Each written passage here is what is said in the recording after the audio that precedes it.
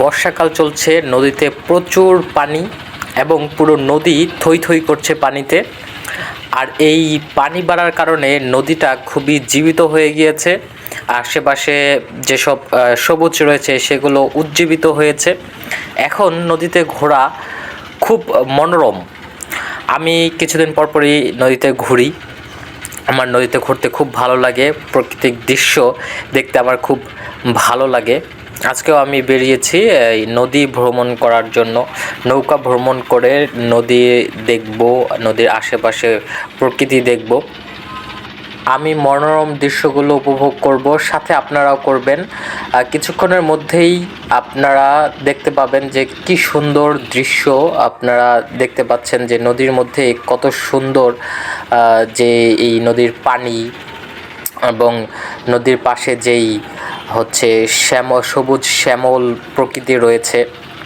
আপনারা বিষয়গুলো উপভোগ করতে থাকুন।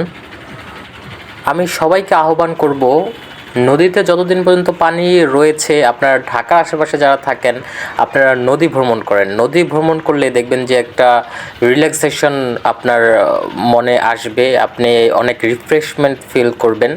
সুতরাং আপনারা প্রচুর নদী ভ্রমণ করুন। আপনারা নদী ভ্রমণ করতে কিন্তু ঢাকা শহরে তেমন কিছুই লাগে না। একটা বোট ভাড়া করবেন, বোট ভাড়া করে নদীতে চলে যাবেন এবং পুরো বিকালটা আপনি নিজের মতো করে কাটাতে পারবেন। নদী অনেক দিন পর জীবিত হয়েছে, এই নদীতে পানি বেশি দিন থাকবে না। সুতরাং নদীর আনন্দ উপভোগ করার জন্য যত দ্রুত সম্ভব হয় আপনারা নদীতে যান, ভ্রমণ করুন।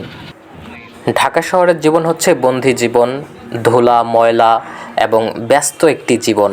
এই ব্যস্ত জীবনে একটু সুন্দর করে প্রকৃতি উপভোগ করুন।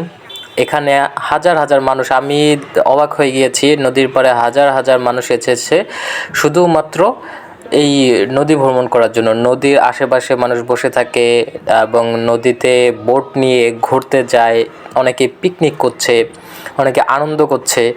এই আনন্দগুলো আপনারাও করুন।